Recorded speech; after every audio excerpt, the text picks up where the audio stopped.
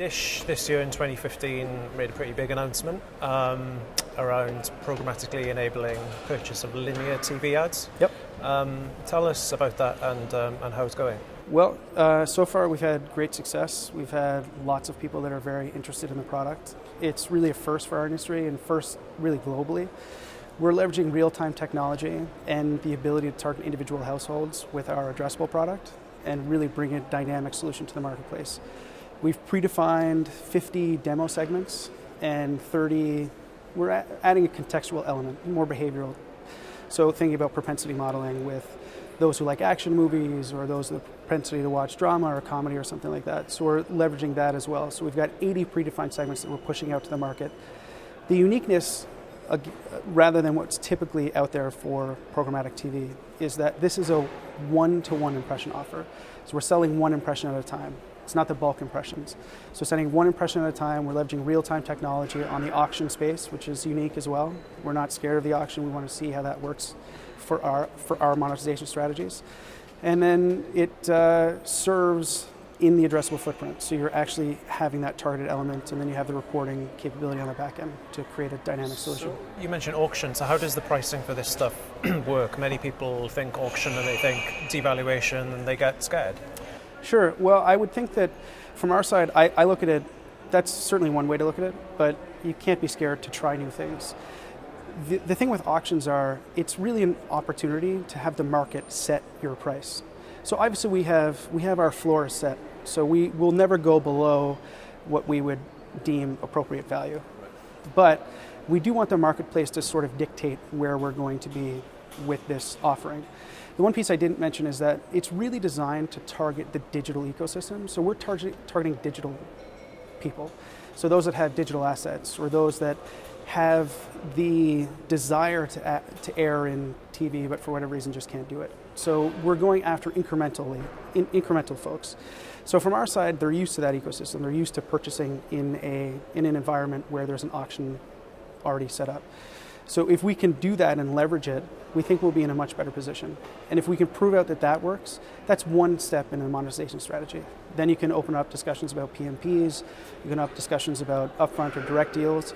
It's really just an opportunity as a proof of concept to see how everything works, and then we can kind of go from there and evolve over time. So how does the value of TV advertising change as you enable one-to-one targeting and automation? So TV has always been respected for being a mass medium, delivering big scale reach. Sure. When you can do one-to-one, are you at risk of devaluing that historic reach?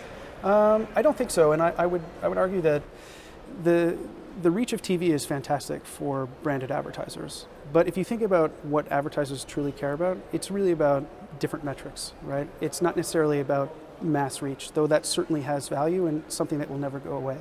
But people really care about what makes the cash register ring. So they want to target the appropriate people. They want to target the appropriate homes. And that's really what we're allowing people to do here.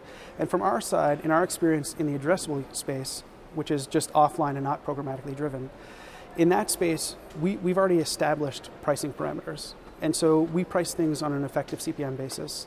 So given that there's a targeting element, as you get more refined in what you're trying to target, your pricing reflects what you're doing. So it doesn't actually deflate the value of your inventory. In fact, I would argue it probably makes it much more valuable. And your CPMs will probably dictate what you're layering on top. So who's coming in as customers and what are they asking for, especially in terms of benchmarks and measurement? Are they judging campaigns based on that ultimate sales uplift ROI or something else? Well, we're not there yet. I think initially we're really in the beta phase, and so we're really in a testing environment. And so we've partnered with DSPs in the traditional sense. So we've designed a platform that's built on OpenRTB protocol and for APIs, so it's seamless. I mean, there's some modifications because it's TV, but it's relatively seamless. So we've worked with DSPs that don't necessarily have to do anything on their side. It's just been completely seamless. And so from that side, it's been an opportunity for them to get on TV. There's still a scarcity with premium content on the digital side, so it's an opportunity for them to buy that premium content, opportunity to get on that big screen. And so first and foremost, they're after the opportunity. They really want that TV content. Secondarily, they're really after something that could really parallel what they're doing. They're trying to extend their reach. So it's really about, they have their digital campaign, they want the TV campaign, and it's really just about reach and frequency. So they're really managing at the reach and frequency level. So in the very early stages, it's really about the impression, reach, and delivery that you're kind of bringing to market. So we haven't gotten into the ROI discussion. That's certainly to follow, and I think it will follow as we think of different iterations of this product, because then you're talking about how do we onboard additional data sets to increase the targeting. And in that sense, how do you bring it back and then report on those KPIs? And so we're having those discussions as well and trying to figure out what makes sense. Which platform vendors are you working with on this, and how are you working with the demand side? So we've designed our own platform in partnership with IPONWeb, who's a major player in the ad tech community. So we've created that platform, and then in the initial phases we've partnered with 3 DSPs. We've partnered with TubeMogul, DataZoo, and Rocket Fuel. And together with them, we're really bringing different solutions to the marketplace. And so we're really bringing, advertisers are very excited about an opportunity to buy TV programmatically because it allows for a more efficient buy. And I'm not talking about CPMs or anything like that, but it's more efficient in that they can target the appropriate household that they want to target. And so they're managing their message at a different level. So it's much more dynamic for them. Some of your peers in the broadcast TV space and online video space are creating equivalent similar platforms by engaging in M&A and investment of ad tech platforms. Dish hasn't done that. It's created this through partnerships. Is that going to be the way things stay, or do you think you'll play in M&A and investment? I'm not entirely sure. I would say that from our side, we really start everything on a proof of concept level. So the idea was to find somebody that is a key player in the ecosystem of programmatic, to understand how those pipes work. We've actually created a platform with IPON, we partnered with them, but the uniqueness there was we control the IP. So we created custom elements, but even with our partnership, Dish owns IP of the platform. So for us, we do own it. So it's unique in the fact that we're not just leveraging somebody else's software. Foundationally speaking, we are, but we've created that element of uniqueness for ourselves. In terms of M&A activity, I would say that it really depends on the future of where we're going to go. I would say that at Dish, we're much more interested in thinking about the distribution channel first, so the evolution of the true definition of TV by itself.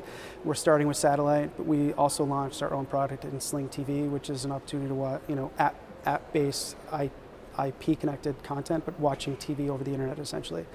And so we're much more interested in that area and then building up the infrastructure for ad sales as we move along. So finally, what is 2016 going to mean in this space? How are things going to evolve differently than they did in 2015?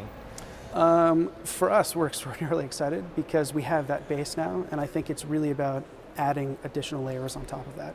For us, where we see where it's going is really about audience-based buying.